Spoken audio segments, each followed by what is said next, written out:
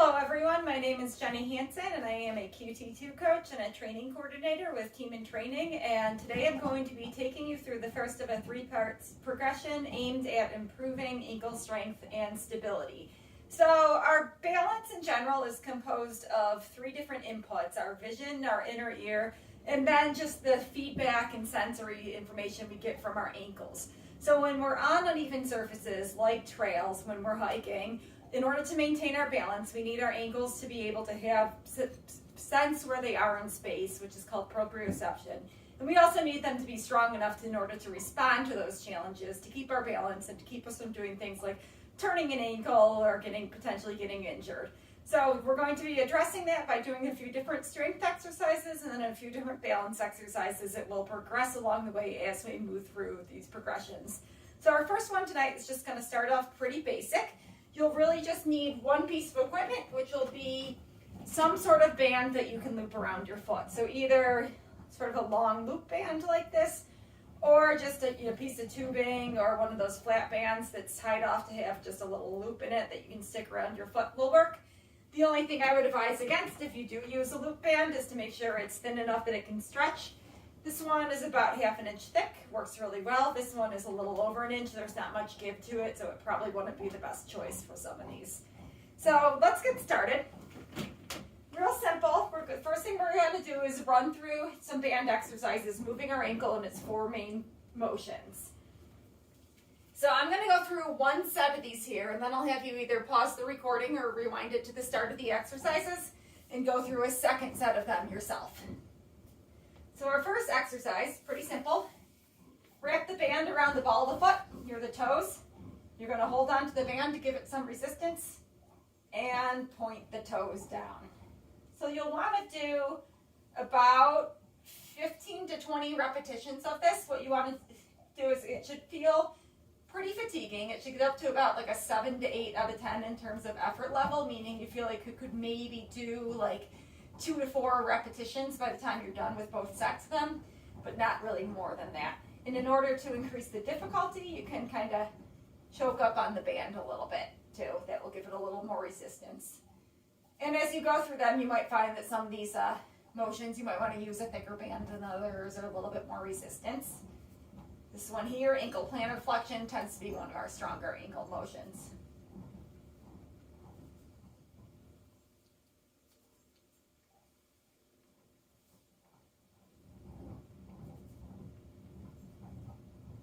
So when you're set with that, you can go ahead, swap the band over to the other foot, and we're going to do 15 to 20 repetitions there as well.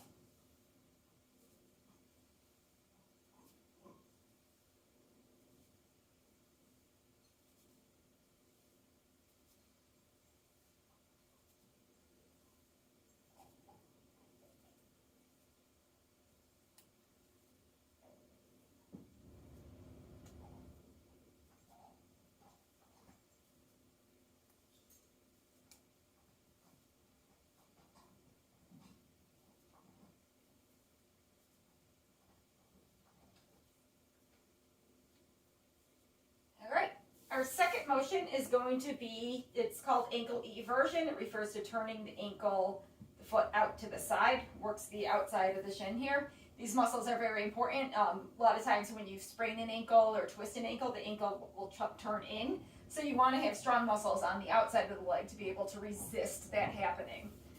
So in order to work ankle eversion, you're going to place the band so it goes around the outside of the foot.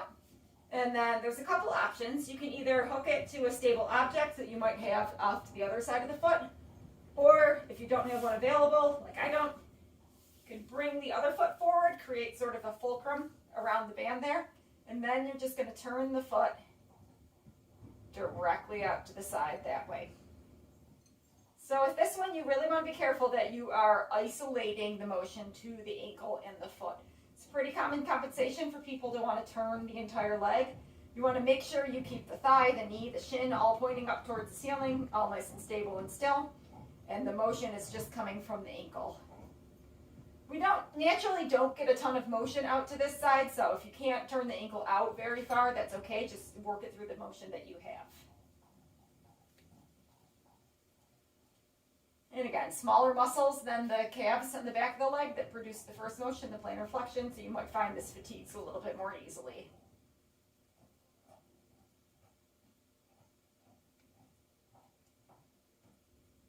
All right, and you finish 15 to 20 repetitions on one side. Switch the band over to the other side. Again, either anchor it or create that fulcrum with the opposite foot. And repeat on the other side.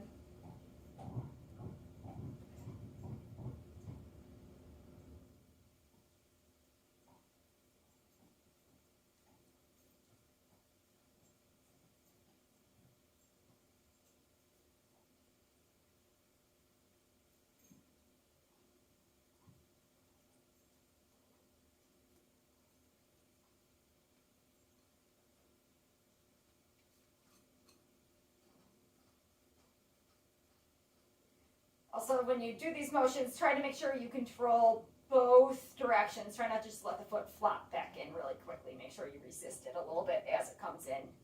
Control that speed. All right, our third motion, so that was eversion, turning the foot out. Our third motion is going to be inversion, which is turning the foot in. That kind of works these muscles on the inside of the shin there. These help also support the arch of the foot and keep our feet nice and strong. So in order to perform inversion, you're just going to loop the band this time around the inside of the foot. And if you have a sturdy object to the outside of the foot, you can anchor it there. Otherwise, in order to create your fulcrum with the other foot, you'll cross that leg over the first one. Kind of put those toes there. You have to kind of just play with it a little bit to get the right resistance. And you're going to turn that foot directly in. So again, same things apply here with trying, you don't want to turn the entire leg. You want to make sure that knee's pointing up towards the ceiling, shin staying upright, and just really isolate that motion to the foot and ankle. This direction tends to get more motion than eversion. It tends to be a little bit stronger, so you might be able to get a few more repetitions or use a slightly stronger band.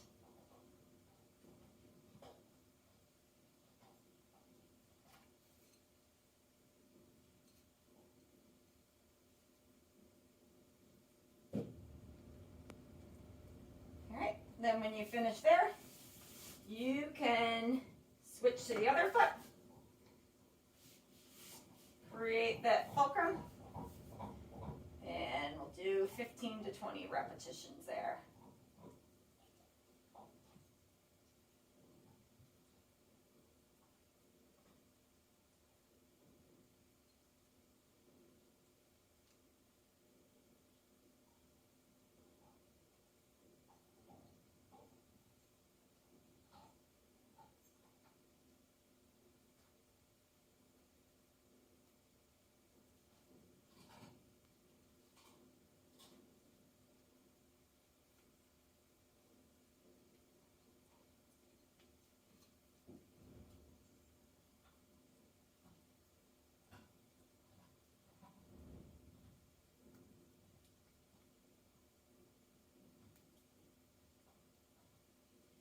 All right. And then finally, our fourth motion, this one, there's no good way to use the other foot, so you will have to just loop a band around something sturdy. This way is going to be ankle dorsiflexion. So we've done pointing the toes down. This time it's going to be pulling the toes up. It works this muscle on the front of the shin. This muscle tends to get pretty fatigued when you're doing a lot of hiking. It's pretty important in clearing the foot when you're walking. So we want to definitely be sure we work on the strength of that as well. So just with your leg out in front of you, band around the foot, pull up, toes up towards you.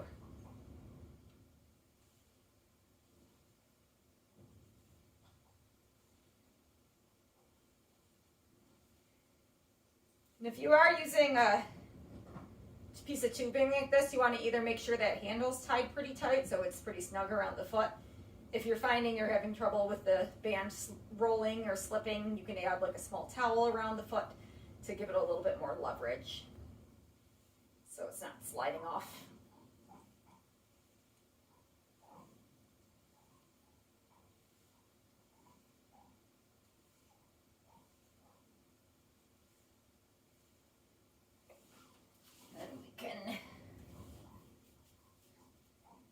over to the other foot.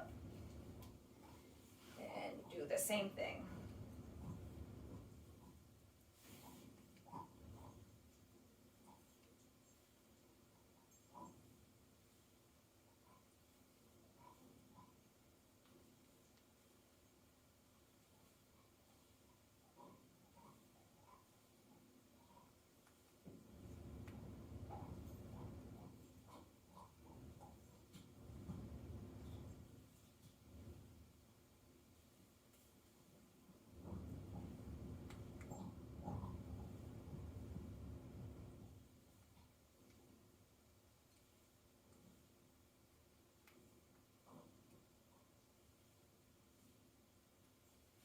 All right, so that concludes our 4 band exercises. But at this point, you can go ahead and just either pause the video or rewind to the start of those exercises, run through a second set of them, again, working up to those 15 to 20 repetitions or that RPE of 7 to 8.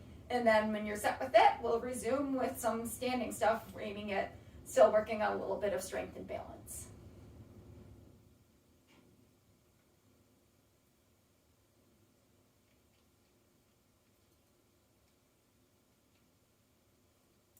All right, welcome back. For the second part of this sequence, we are going to run through 3 different exercises, again, working on our ankle strength and a little bit more balance. This time, I'm going to go through all 3 exercises. I'm going to have you do 3 rounds of these. So I'll go through one of them, and then again, you can either rewind the video to go through them with me again, or if you remember them, just go through them a couple more times on your own. Again, so all of these kind of work the balance a little bit. If you're feeling unsteady, if you're feeling a little bit nervous, be sure that you have a countertop or a sturdy chair or something around you to grab onto. Our purpose is definitely not to make you fall on over, so be safety first. So do whatever you need to in order to stay upright, maintain your balance. First exercise, just going to be pretty simple. Just, again, working on the calves a little bit, but in a standing position, coming up onto the toes there into a heel raise. So this one, everyone will have a little bit different calf strength. If you need to, use a couple fingers for balance support, that's okay as well. But you want to try to do about 10 to 15 repetitions of these, just kind of based on where your calf strength is at.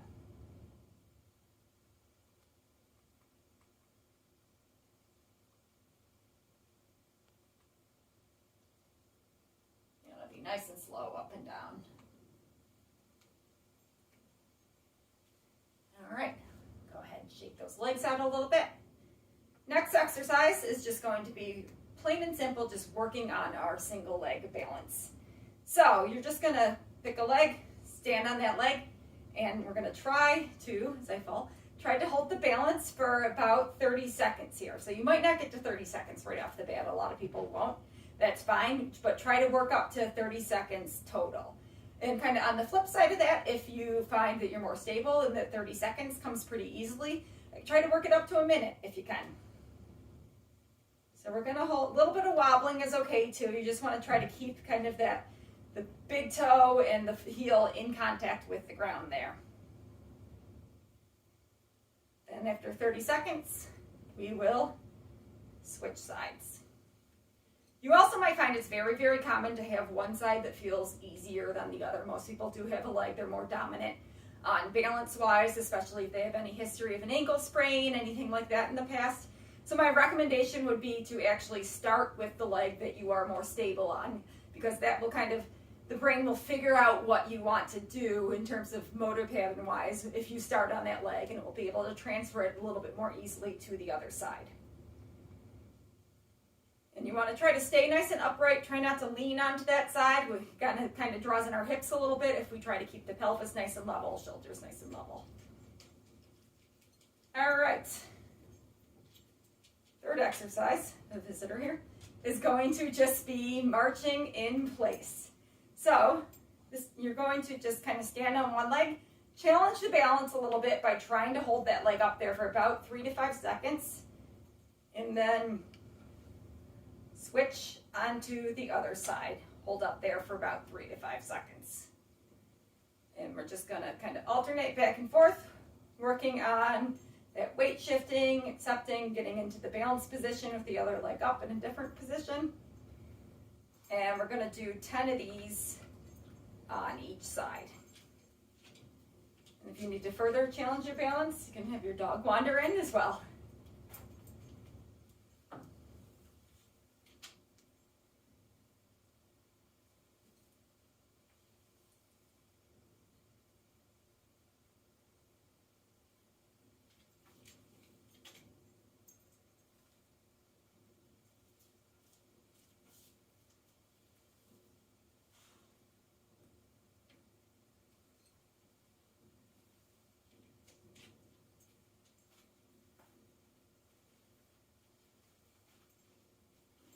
And again, with this, you want to focus on trying to keep that pelvis nice and square, staying nice and upright.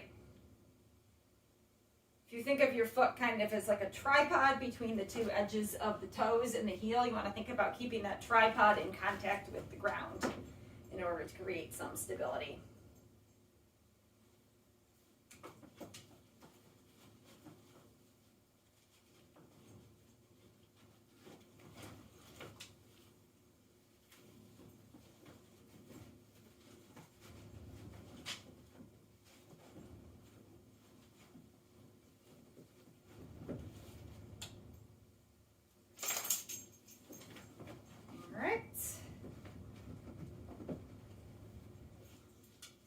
When you're set with your first set there, go ahead and either pause the video and go back through that sequence again, which again was the 10 to 15 of the heel raises, working up to 30 seconds, up to 60 seconds of the single leg balance, and then 10 of the marches each side, holding the opposite foot up for 3 to 5 seconds.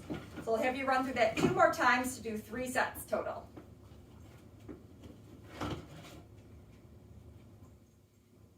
All right, when you're all set with that, you can just finish off with doing a little bit of kind of some stretching, some foam rolling in order to work through any tightness or soreness you might have in the ankles and calves from that. I would recommend just spending a couple minutes foam rolling the calves. You can do both legs at once, one leg at a time. If you are going to stretch the ankles out, one good one to get the front of the ankles to kind of just come into this kneeling, stretch back that way. And then you can also finish off with some calf stretches. I would do, kind of that classic runner's lunge stretch with the knee straight. And then bend the knee a little bit as well to get a little bit lower on the calf. And then just kind of conclude your night. And we'll be doing this for the first few weeks of your training plan before we kind of progress to a more challenging progression. Thank you very much.